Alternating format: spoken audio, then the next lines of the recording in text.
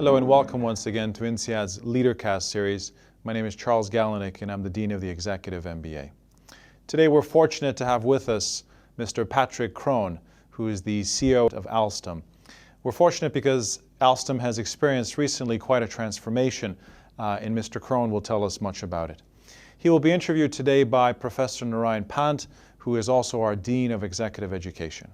Enjoy. I'd like to start this conversation, if you may, by talking about the last turnaround of which has now gone down in history as one of the most successful turnarounds, corporate turnarounds of all time. When you looked at this task, when you approached this task of that turnaround, the magnitude of this task, how did you even begin to start making sense of this? I mean, it was a gigantic task. Well, the first is that I probably underestimated the problems and overestimated my capacity to solve them. So that was by the combination of these two mistakes that I accepted the challenge and took over the job. Actually, what happened is that we had a number of problems, and the difficulty was not to solve each of them, but to have to address them all together.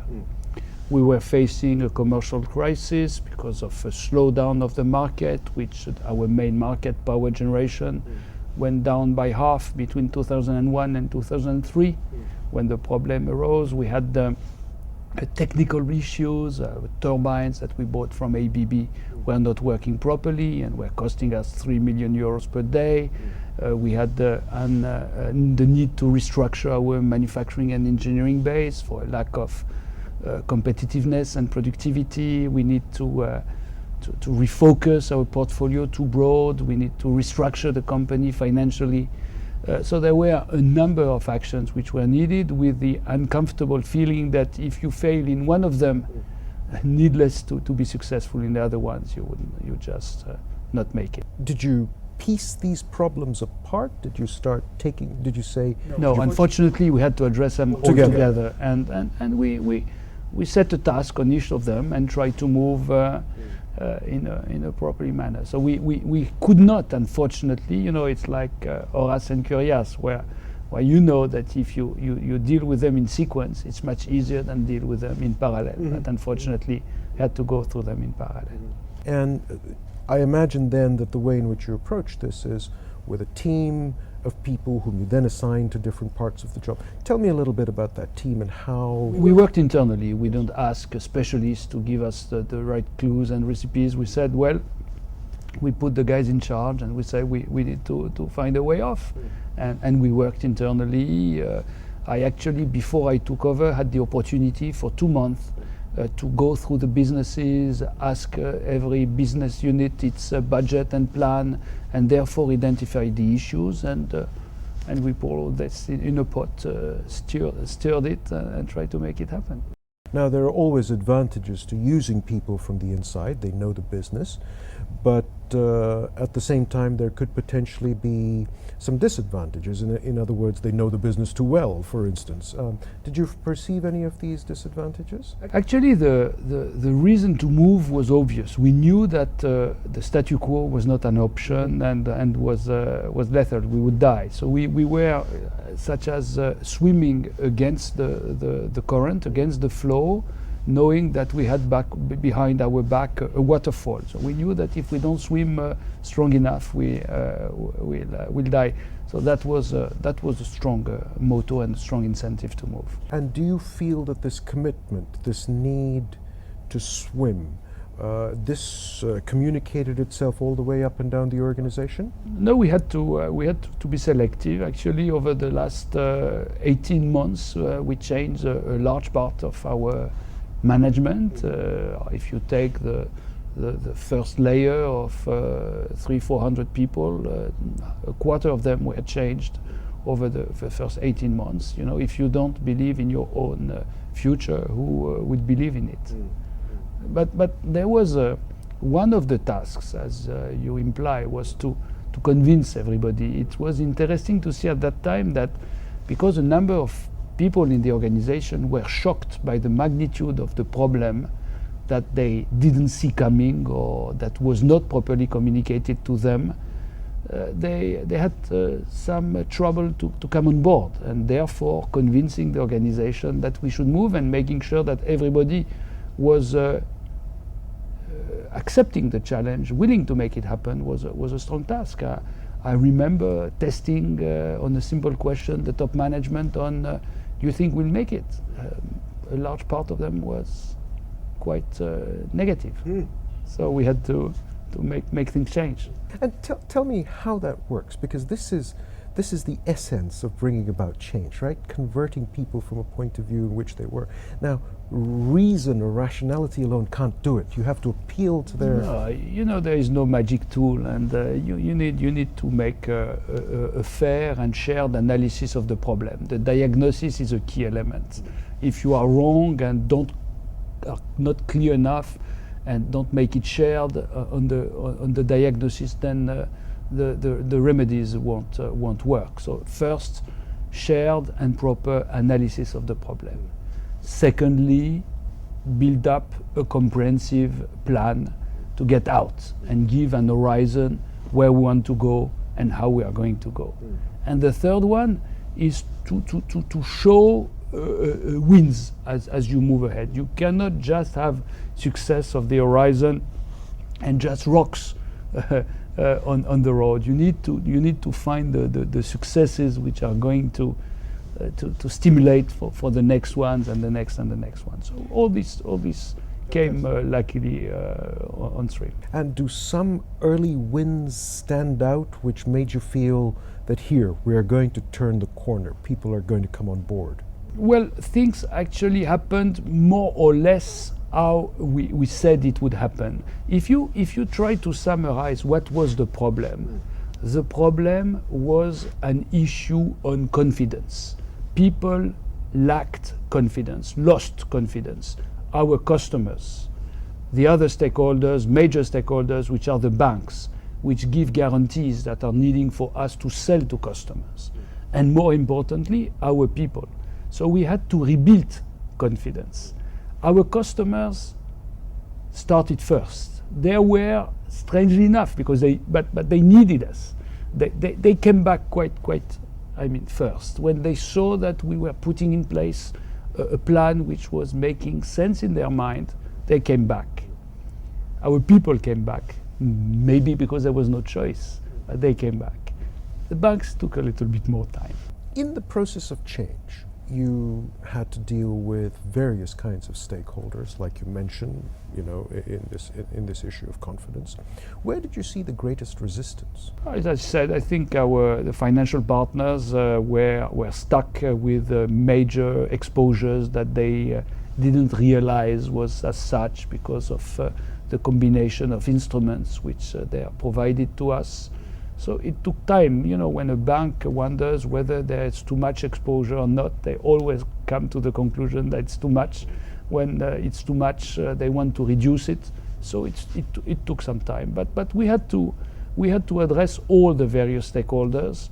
And to be frank, there is one point which I think was important, is to have the same speech, the same explanations, the same action plans to everybody. There was not one message for the board, one message for the unions, one message for the customer and the banks, one message for our internal communication. That's too difficult. I couldn't handle that. There was the same and clear message on where we are, what we try to do, and where we want to go. Who were some of the leaders, through your career, who stand out in your mind as leaders who you felt had an impact on your own leadership journey? Well, as I hope I never be a model, I don't have specific models in mind. When I look at some executives which were deemed as models, you find out that they sometimes fall from the high where they were, and you discover that no, I have no such models. I try to build on my own experience and as opposed share it. As opposed to models, then, are there some principles that you absorbed as really important in the process of your own leadership development? As I said, I think the key element is when you face a problem to share the analysis of the root cause and define with the guys who are going to implement it the right recipes to get out of it and make it happen. Now, some people argue that with time, the challenges of leadership actually change because the nature of the people whom you need to inspire in organizations is different, so the youth are driven by different things and so on and so forth. Do you notice such a change in some of the challenges of leadership? I think you spend much more in communication, for instance, in making sure that your messages are well understood. You spend more time today that you would be probably organizations are probably more complex than they are today because they need to address more complex situations. One of our complexity, if I talk about our company, Alstom, is that we need to rely on global product lines, but at the same time be very local. And for instance, when we faced the problems, it was difficult to explain it in the headquarters, in the nearby units. But imagine how to explain that with our colleagues who were 10,000 kilometers away from where the decisions were taken, and some of the decisions were wrong and created the problem. So it's tough. So when I had to go in this restructuring program, in this turnaround that we talked about, spend a lot of time meeting our own teams and making sure that everyone was aligned. So I think we spend more and more time on people, and that's a good news. Especially in our business, which is a people business. These leadercasts are often observed and studied very closely by some of our MBA participants who are 30 years old and they're looking to build their own, leadership journeys. What advice would you have for them? Are there some principles that they ought to hold fast to? Is leadership, in your view, a matter of integrity plus pragmatism? How do you think about it? Well, I mean, the concept you'll be them themselves, yourselves, and let the students establish by themselves. I think what is important is to be legitimate. It's to have. You cannot come from the moon and decide that you are the guy who is going to provide the right answers to joint problems. You need to have, through your experience, a kind of reference which will convince everybody that you are the right guy to lead the team and run ahead. And when I try to apply a few very simple principles in the way I think a company should be run, especially large companies such as ourselves. The first one is make sure that the decisions are taken as closely as possible to where the action is. One. This being said, if you don't want to create a mess by this decentralization, you need strong reporting tools. So you have first to explain that you empower people, decentralize the decision, but need strong reporting and explanations. There is no empowerment without a strong reporting system. So that's one of the key elements. The second one is to make sure that in your organization there is a clear alignment in the objectives, in the challenges, in the incentives, in everything. You make sure that what is done on the field is fully compatible with what is done in the business, what is done at the global level of the company. And these are among the key principles which are needed to be successful. This particular recession, crisis, whatever we may want to call it, has been different in that for the first time we're hearing calls that what the world is going through could on the one hand be just another recession, or on the other hand possibly a restructuring of the way we do business. What in your view is going on at this point? The sad news is that the experts who are trying to qualify the current recessions are the same ones who have not seen it coming. So now they are spending quite convincing arguments and time in explaining why it happened and why it was obvious that it should have happened. So seriously, I think I have a few views on that.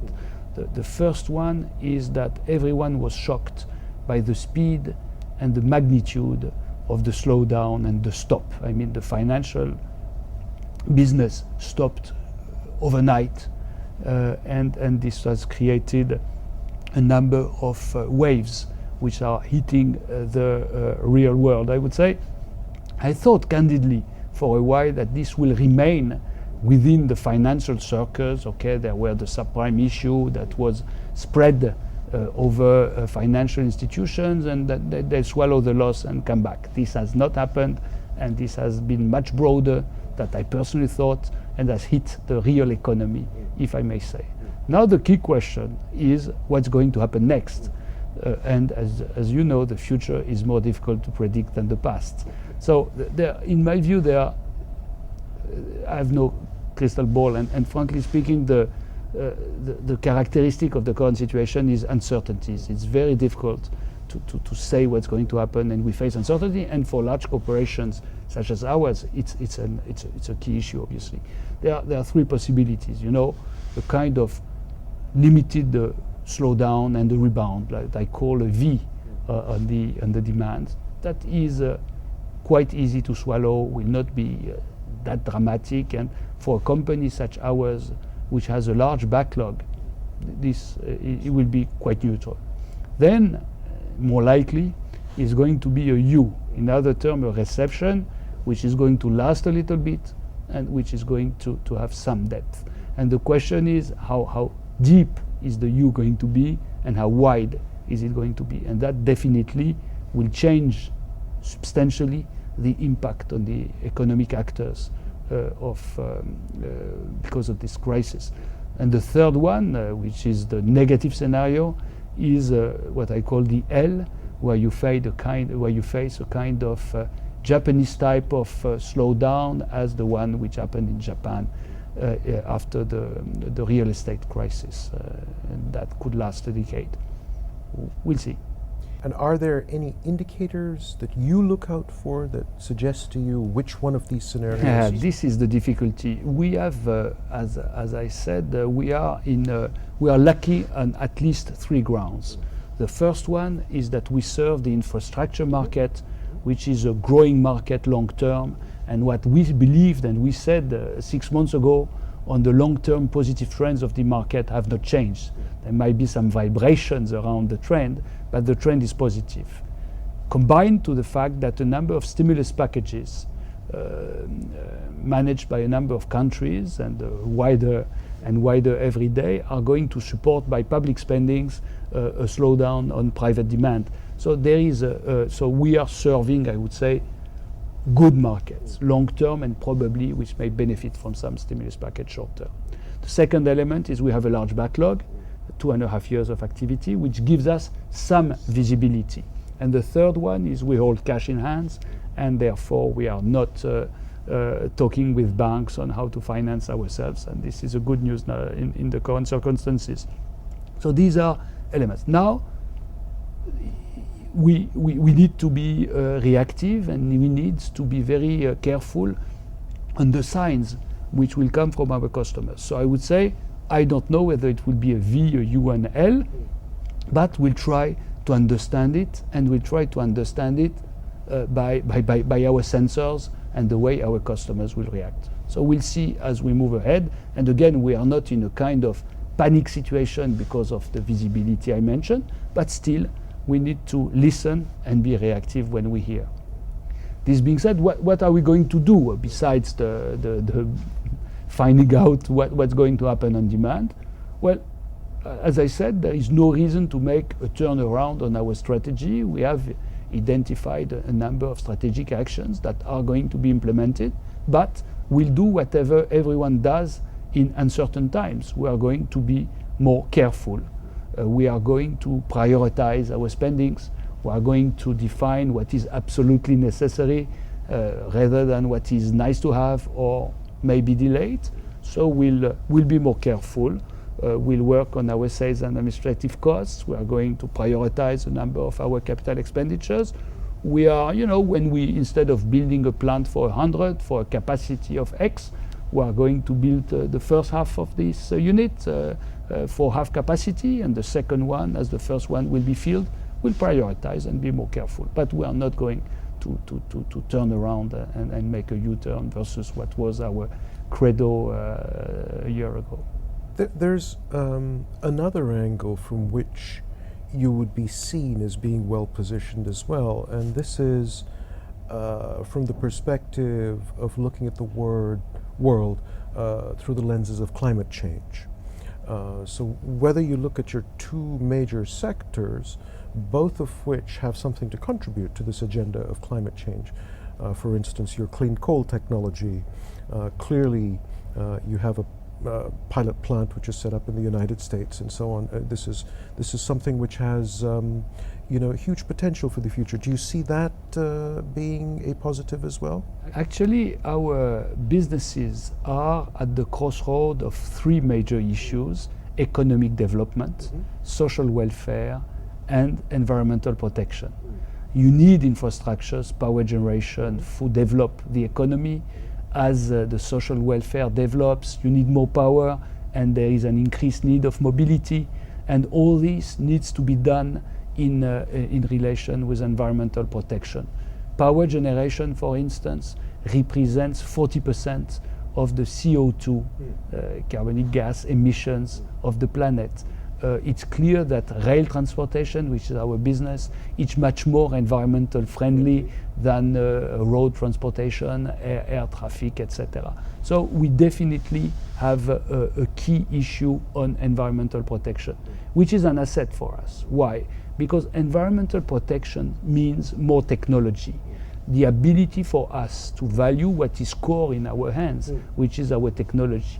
Coal power plants, for instance. Two examples. We keep improving the efficiency.